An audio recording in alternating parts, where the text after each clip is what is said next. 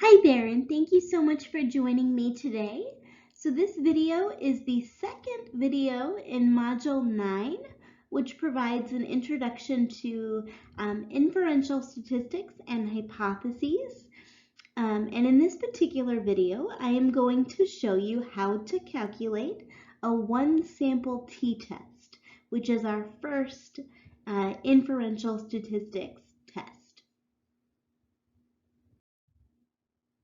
Okay, so just to provide some review for you, um, let's talk about the distinction between samples and populations. So a population is the group that we want to know something about, and a sample is a smaller, presumably representative subset of that group. And we're using what we know about the sample to hopefully learn more about our population of interest. So by studying samples, our goal is to generalize what we learn from our sample and use that to learn something about the entire population. First, we have to generate a hypothesis about a potential relationship between our variables or a group difference. And then we use a statistical test to determine if there's enough evidence to support our hypothesis or not. So let's suppose we are trying to test the hypothesis that psych majors at Mercer University have higher IQs than the population of Mercer students. So compared to all of the students at Mercer University, psychology majors have a higher IQ, right? So we stand out in the quad and we flag down as many psych majors as we can, and we have a clipboard and we hand out IQ tests to the first 10 psychology majors that we're able to find, right? And then we calculate our statistic and we calculate our sample mean, and we find that indeed the sample IQ of Mercer students is indeed much higher than the IQ of all Mercer students, or all students currently enrolled at Mercer, right? So one possibility is that this difference between our sample of psychology majors and our population of all other Mercer students reflects a true difference, right? So the difference between IQs for psych majors and all other majors at Mercer University is a true difference that we would actually find, right? But another possibility is that there was something strange in our sample, or rather something random in our sample that caused our sample mean to be larger than that of our population, right? So what kinds of random chance factors might there be, right? Well, for example, it just so happens maybe there was a Mensa convention for college students, right, that afternoon. And it just so happened that 10 of the candidates for Mensa, by the way, just by way of context, Mensa is a society for people with very, very high IQs. Right, so I know this is kind of a silly example, but let's suppose there was a Mensa convention on Mercer's campus, and it just so happened that the 10 students that we were able to flag down on the quad were all psychology majors, and they were all members of Mensa, right? So just by random chance, we have selected a sample of individuals who are psychology majors and also have very, very high IQs, right?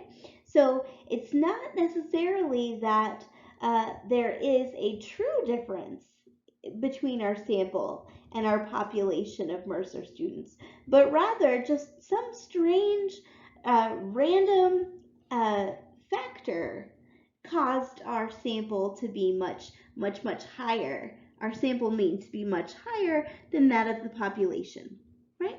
So again, sampling error is something that occurs when there are differences between the sample statistic, in this case our mean IQ score of psychology majors, and the true population parameter. That is the mean IQ score of all students at Mercer University who are not psychology majors.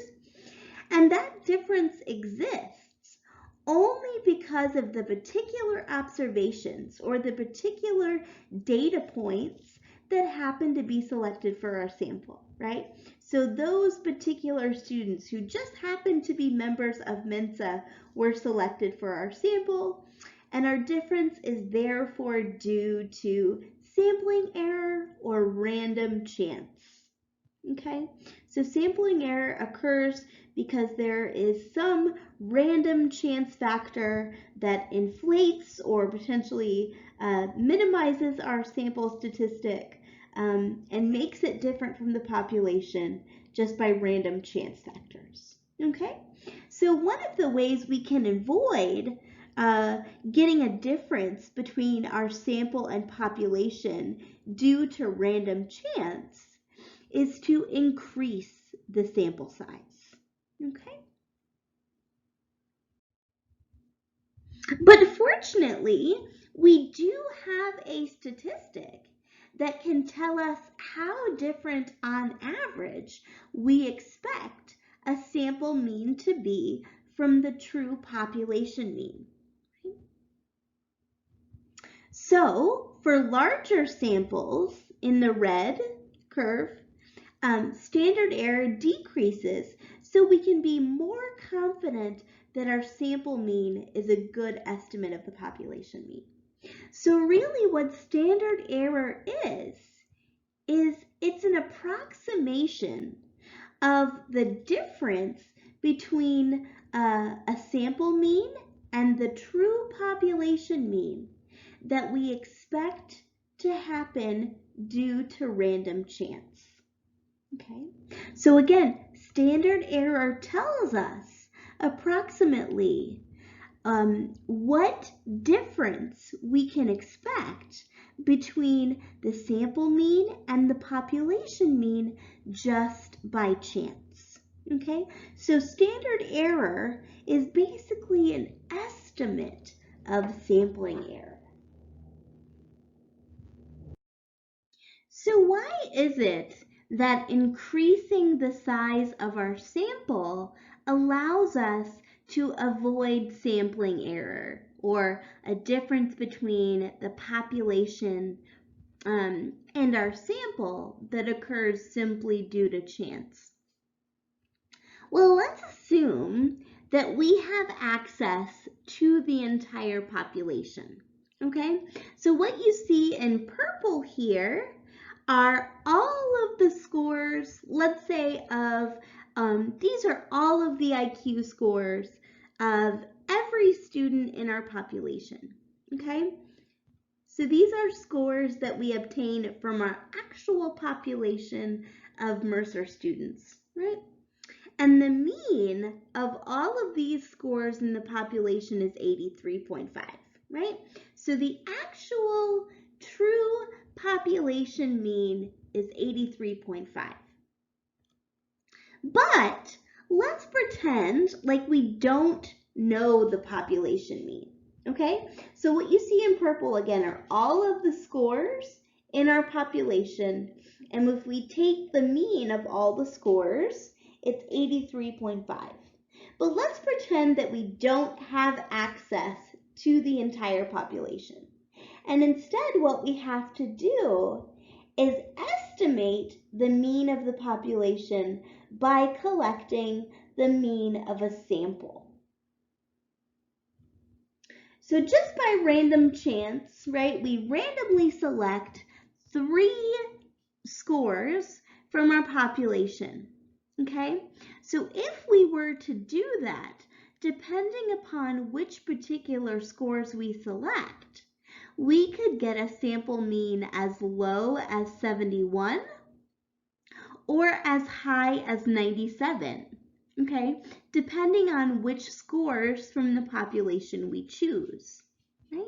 So that's a pretty significant range, right, between 71 and 97, and neither of those values, right, really approximate the true population mean of 83.5. However, if we were to double our sample size and select 6 scores from the population, then we can get a mean as low as 74.5 and as high as 92.5, right? So what that means is now we've got a much more restricted range of scores, and they're much more similar to the true population mean of 83.5. Okay, so again, increasing sample size restricts the possible range of sample means and moves our estimate closer to that of the population mean. Okay, so as I mentioned, if we were if we wanted to determine whether Mercer students majoring in psychology, okay, had a higher IQ than Mercer students, than all of the other students enrolled at Mercer University, okay, what we would do is take a sample of, let's say, 10 Mercer students majoring in psychology and take a mean IQ score from that sample, okay, and see if it was different from the mean of all students enrolled at Mercer University, right?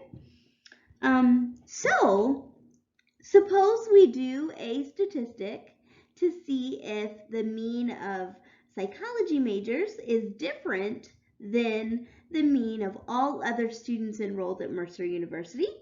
And we find that indeed the IQ score for psychology majors, for our sample of psychology majors, is higher than the mean of all of the other students enrolled at Mercer, right?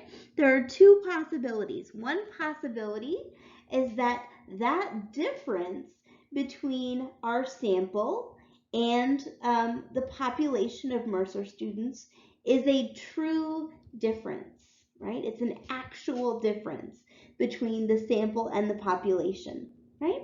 But another possibility is sampling error, right?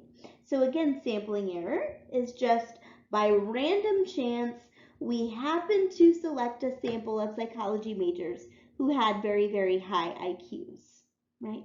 So something about our sample made it that our sample mean is much, much higher than the population, okay? So how do we determine whether our difference reflects sampling error or a true population difference? Well, one of the ways we can do it is by getting an estimate of the difference we would expect between the population mean and the sample mean only due to random chance, okay? So the standard error is a statistic that tells us how different, on average, a sample mean from a sample of a given size will be from the true population mean. Okay, so in other words, the standard error tells us what difference we would expect to find between our sample and the population by chance alone, right? So the standard error is basically a quantitative metric of sampling error, okay? So how do we calculate standard error? Well, first, we use the standard error of our sample, okay? and we divide that by the square root of n. So we take our sample standard deviation and divide that by the square root of our sample size. Okay, so two things to notice about this particular formula.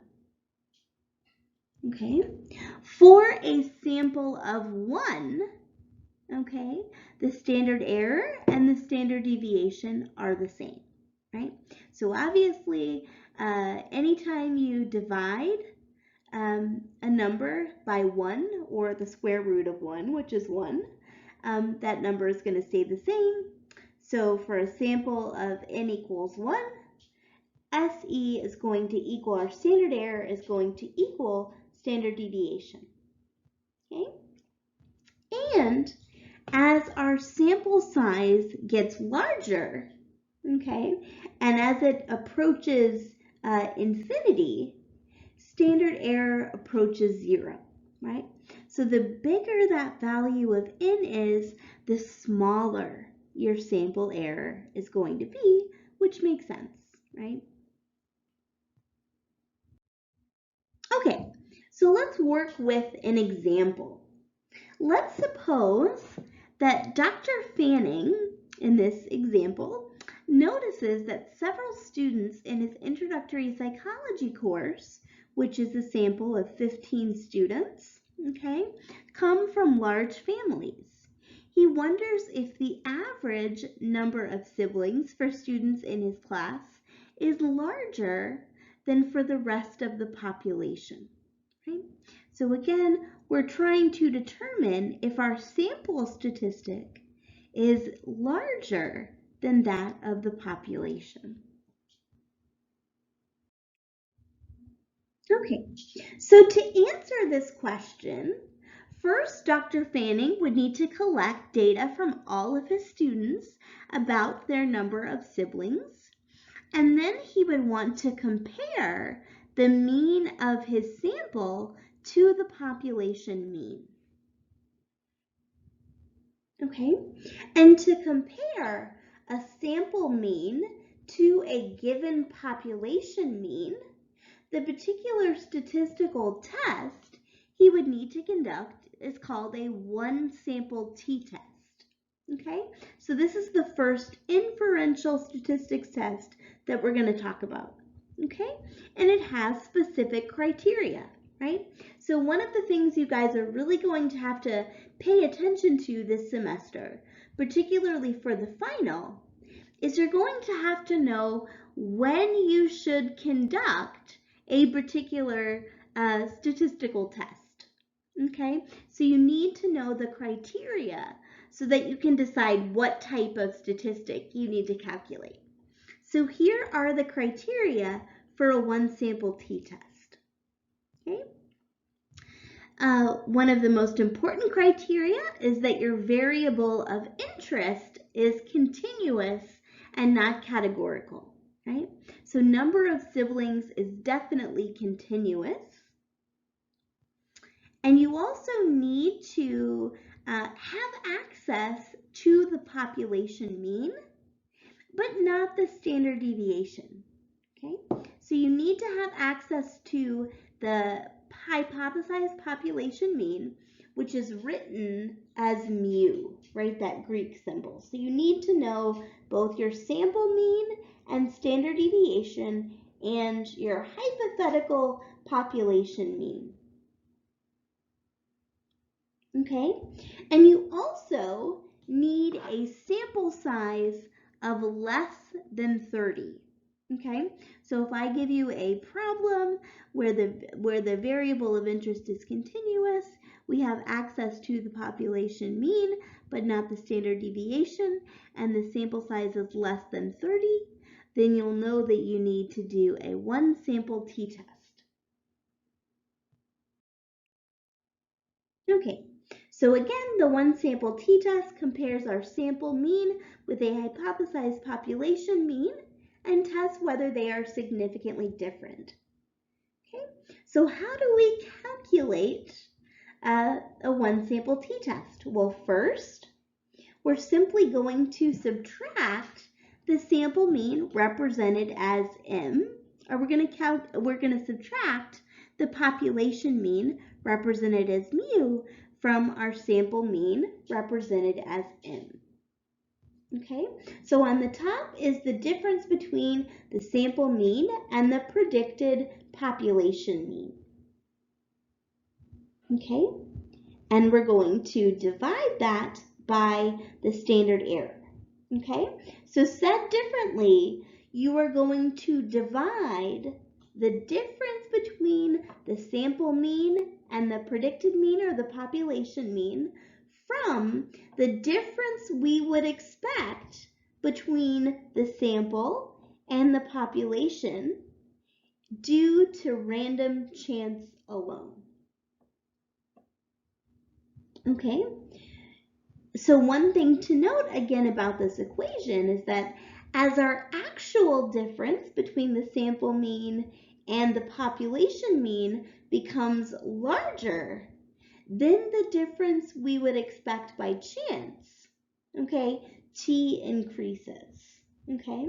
So if the number on the top is much, much larger than the number on the bottom, okay, then your t statistic is going to get larger. Okay, and if the difference is large enough, okay, the difference between your sample mean and the population mean is large enough, then we can conclude that it's probably not due to chance, right? So if the difference between the sample mean and the population mean is quite large, and it's larger than the difference we would expect by chance alone, then we can conclude that it's probably not due to chance and we can reject the null hypothesis. Okay, so speaking of null hypothesis, okay, why don't you guys practice? Go ahead and pause the video and see if you can state from our last lecture what the null hypothesis would be in this example and the alternative hypothesis. Okay, so the average number of siblings in the US is 1.3, and what we're trying to determine is if Dr. Fanning's sample of introductory psychology students is larger, if their number of siblings in that sample is larger than that of the population. Okay, so go ahead and practice stating the null hypothesis and the alternative hypothesis.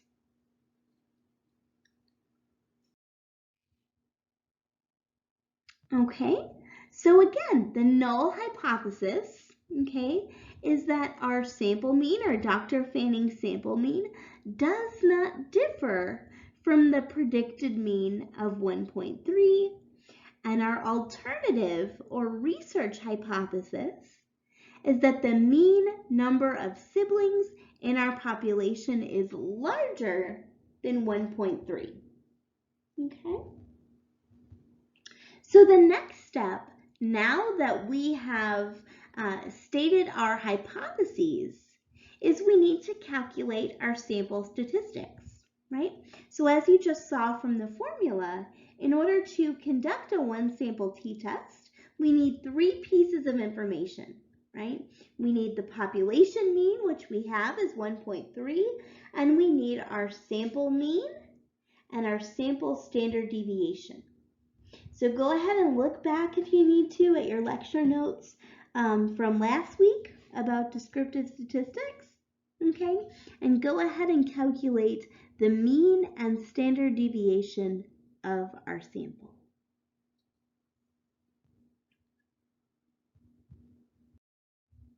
All right, so our sample size is 15, okay? Our sample mean is 1.8, and our sample standard deviation is 1.146, okay? So now all we've got to do is plug those into our formulas for standard error and our formula for the one sample t. So remember, the standard error is calculated by dividing the sample standard deviation by the square root of n. Okay, so if we plug in our sample standard deviation, 1.146, and divide it by the square root of 15, we should get 0.296. So again, that 0.296 represents, on average, the difference we would expect between the population mean and the sample mean due to chance alone, right? So what we're trying to determine is if our observed difference between the sample mean and the population mean is greater than the difference we would expect by chance alone. Okay?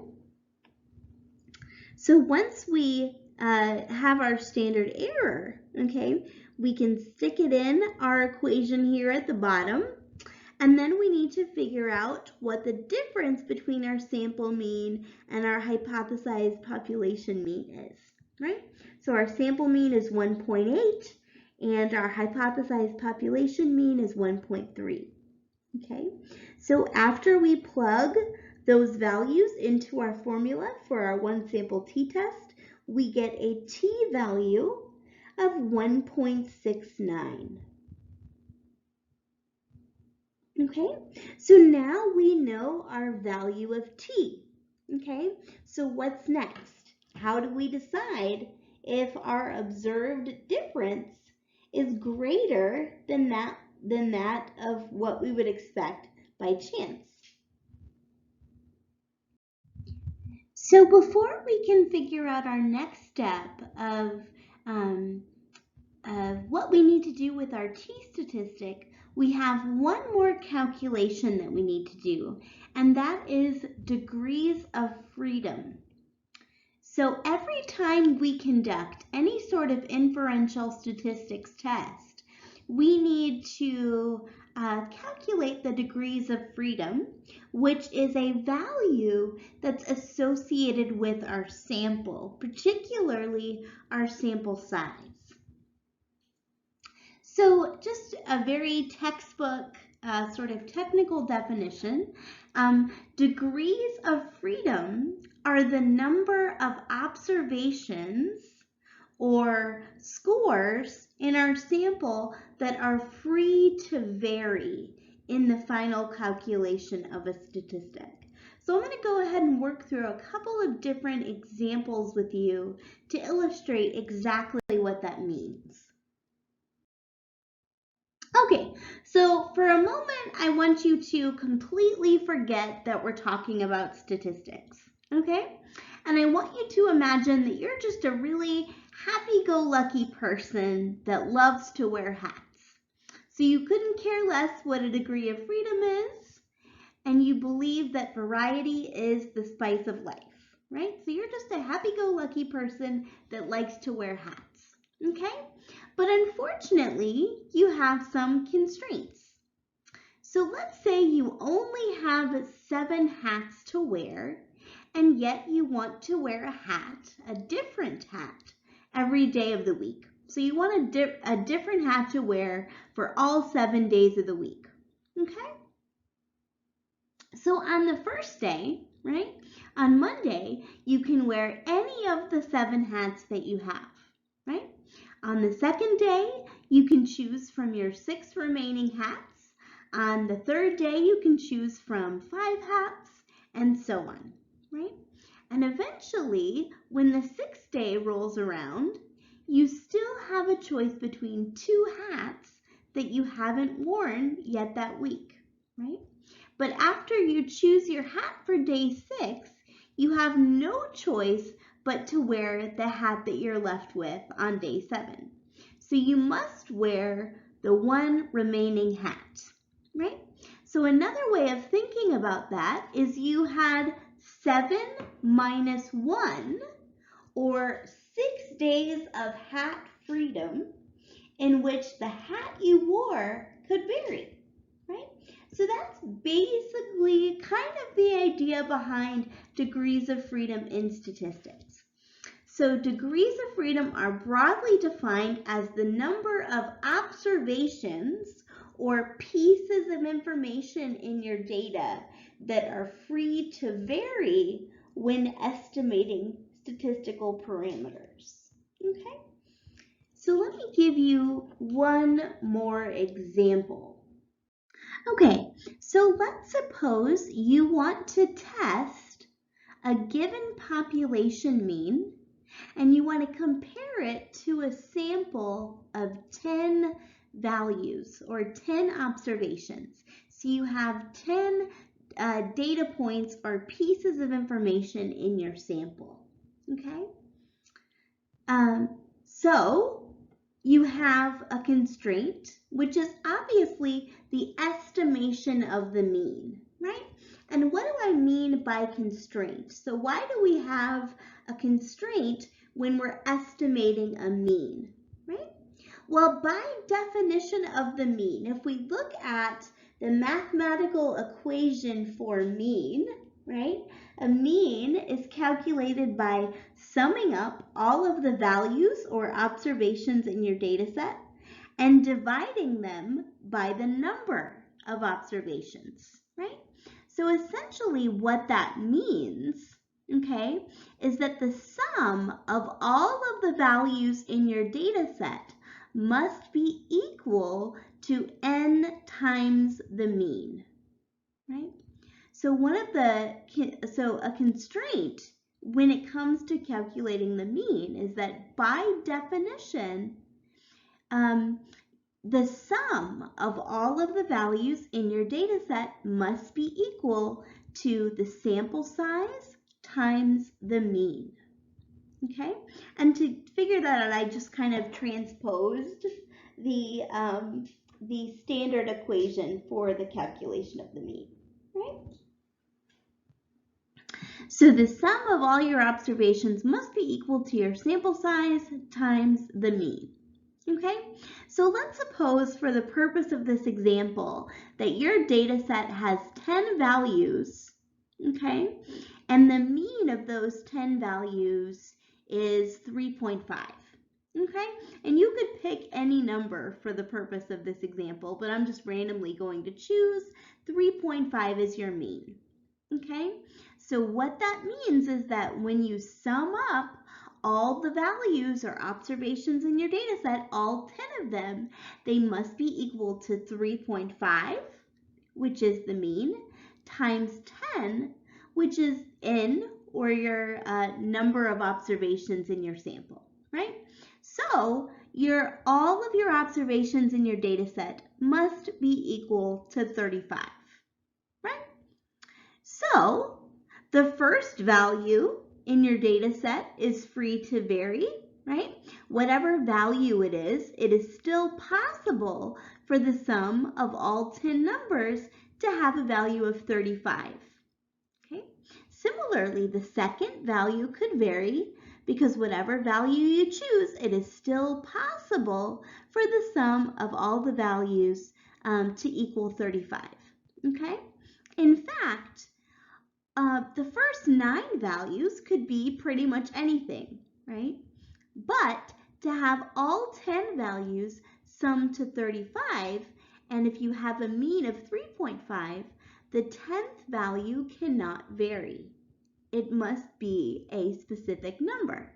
The specific number, right, depending on what your sample mean, is going to be dependent on your sample mean, right?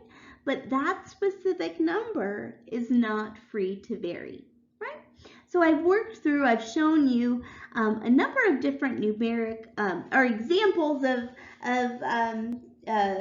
different numbers and different samples in the notes section. But generally, no matter what the sample mean is, no matter how many observations you have, okay, you're always going to have your sample size minus 1 degrees of freedom, okay?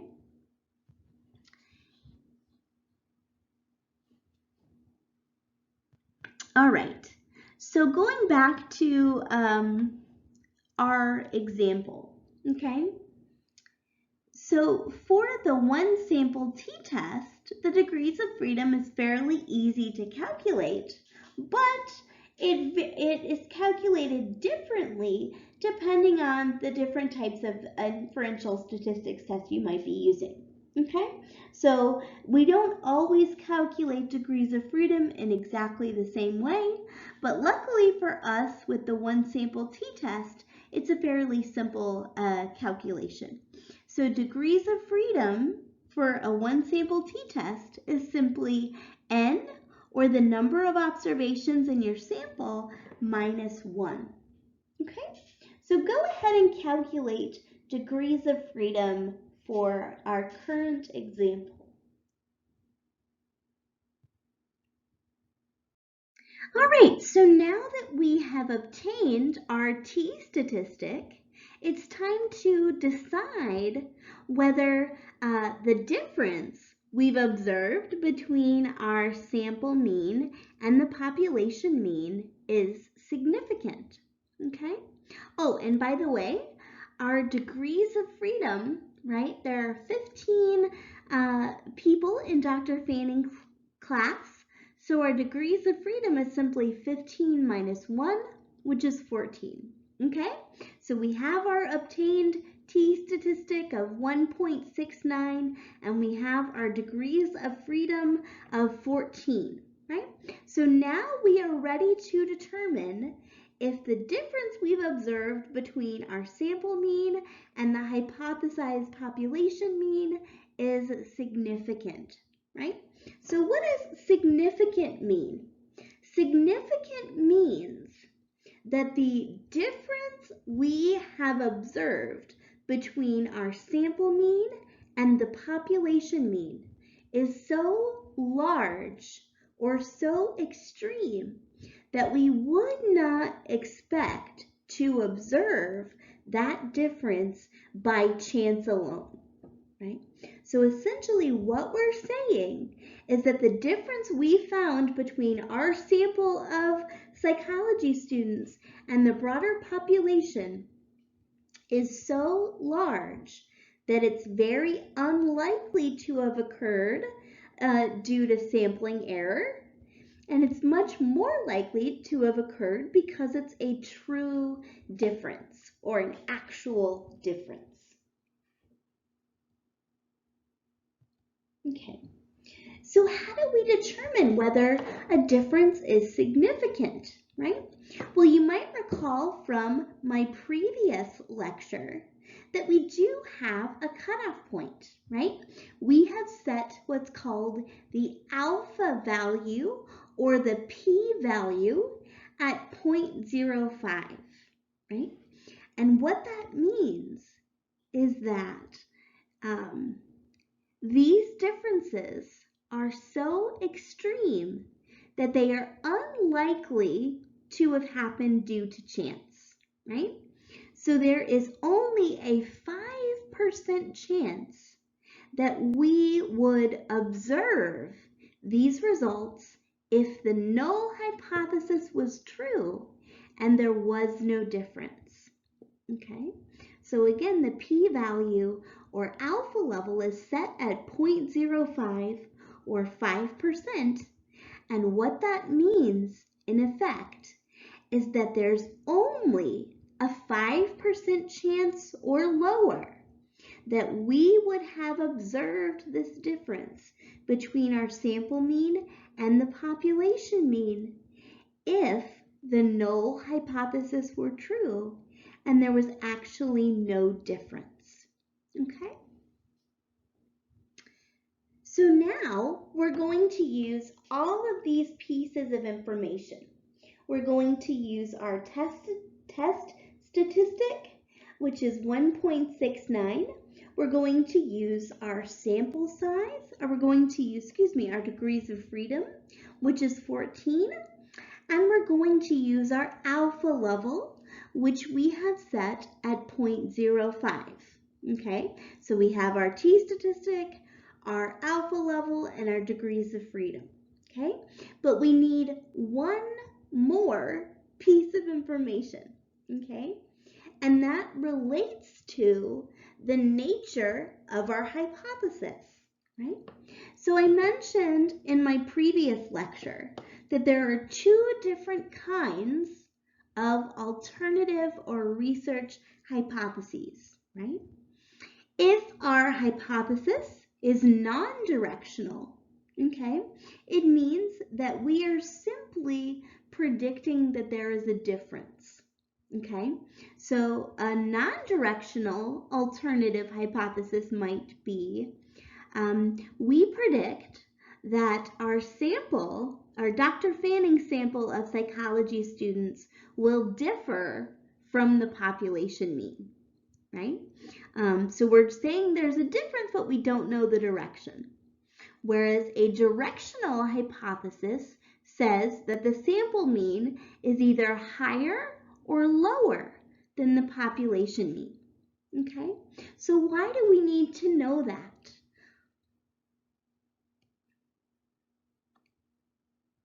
Well, just like we did for z-scores, we're going to make use of a table. Okay, so the first column there, the degrees of freedom column, is simple enough. We would just select with our finger, we would select 14 for our degrees of freedom. But notice what's at the very top, right? We have our significance level. We know that our significance level is set at 0.05, okay? But there are two options for 0.05, right? So the third column, okay, says 0.05 two tails, and the fourth column says 0.05 one tail, okay? So what does that mean? Well, this is something that we'll talk a little bit more about, and I'll show you. But for our purposes today, I want you to know that a two-tailed test is non-directional. Okay, so if you were to imagine our graph of the distribution that approximates the normal curve, right? We have tails if we have a normal distribution, and even if we don't, we have two tails, right? We have a tail to the right and a tail to the left, okay? So when we have a non-directional hypothesis, okay, our results could either be to the right or to the left, okay?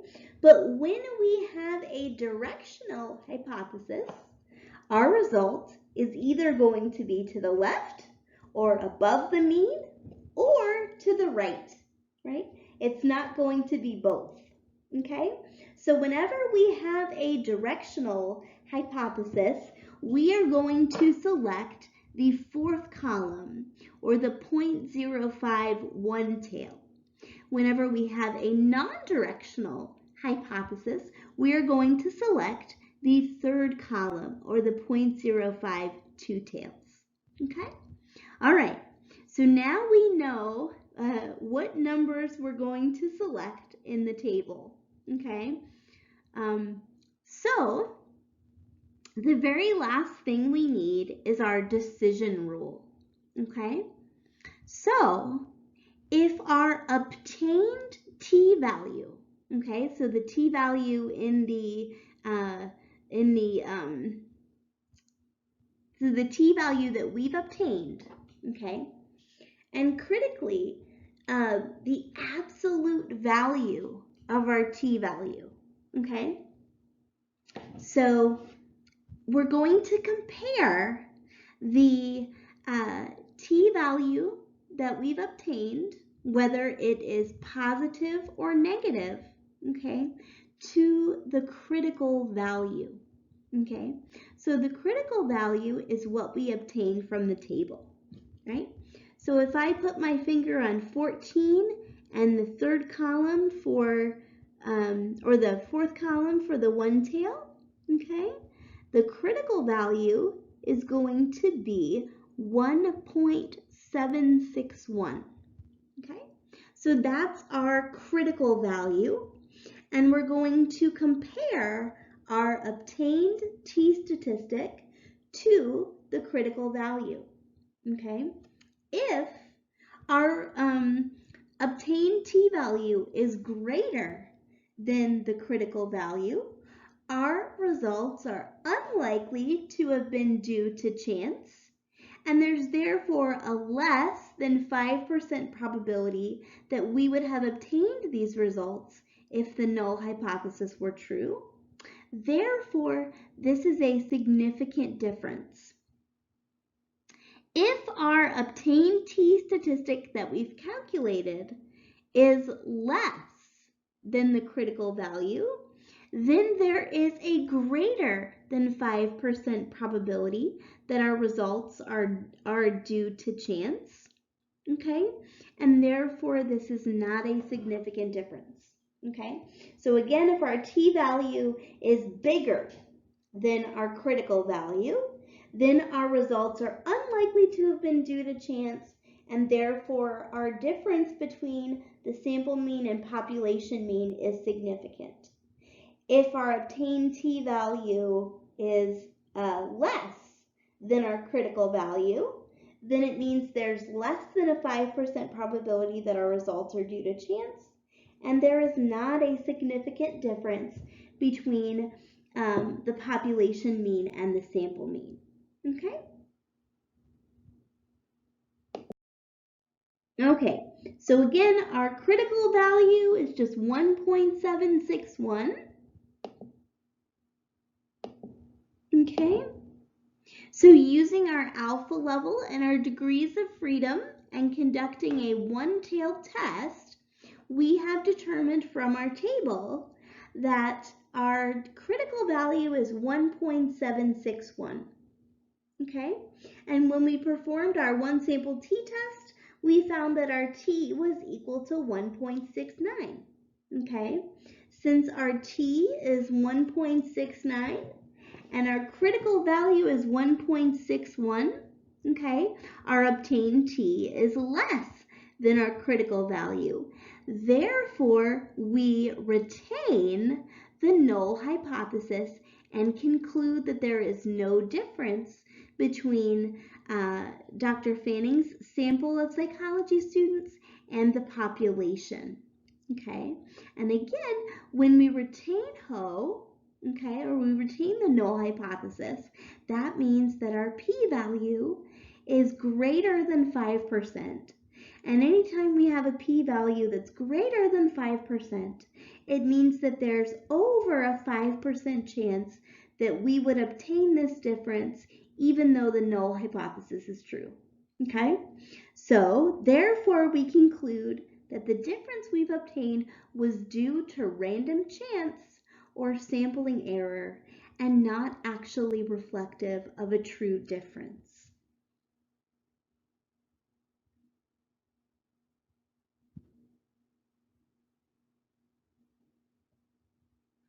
Okay, so our sample is not significantly different from the general population in terms of the number of siblings that they have.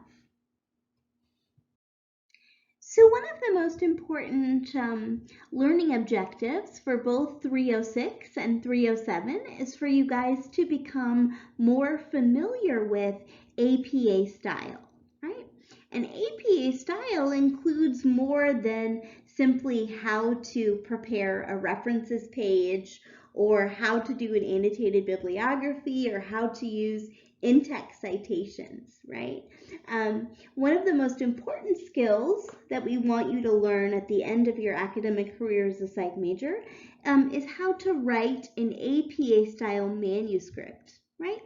And so there are conventions for how you write up each component of a psychological research paper, okay? So what I'm going to show you after each statistical test that you learn is how to report your results in APA style, okay? So this is an example of how we would report our results. First, we want to indicate the particular statistics test that we used, okay? So we would say a one sample t-test indicated, right? Because that tells our reader which particular test we use to analyze our data, okay?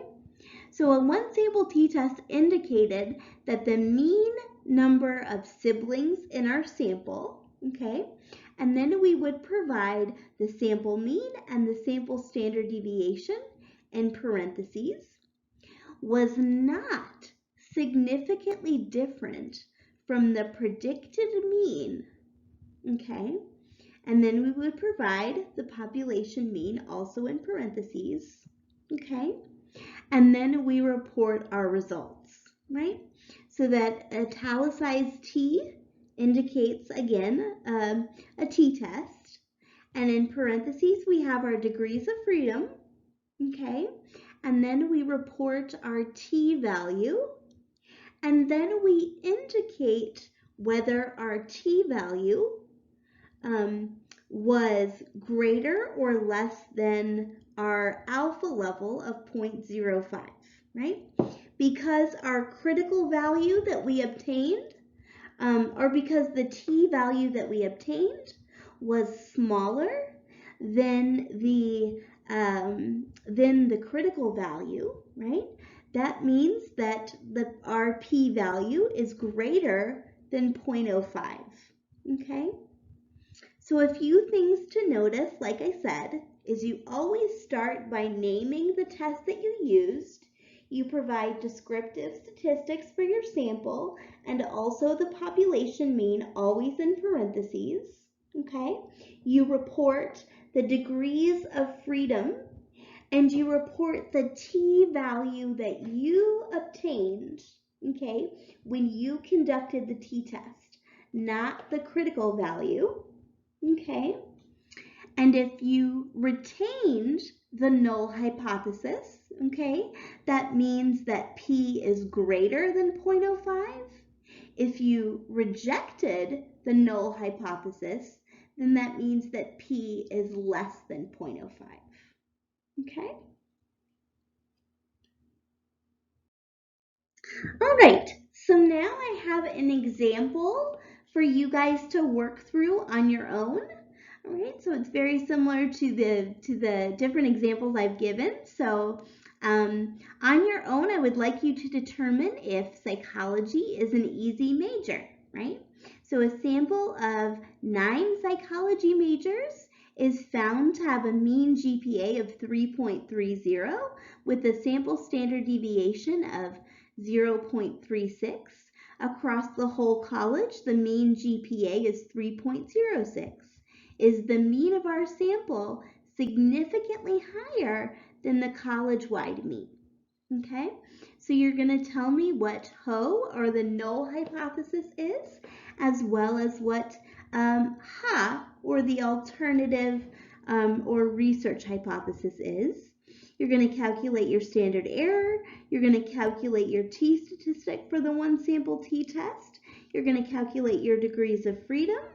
Okay, you're going to find your critical value, and you're going to set an alpha level of 0.05, and you're going to do a one-tailed test because we are predicting that our sample mean is higher than the population mean, not just that it will be different than the population mean, right?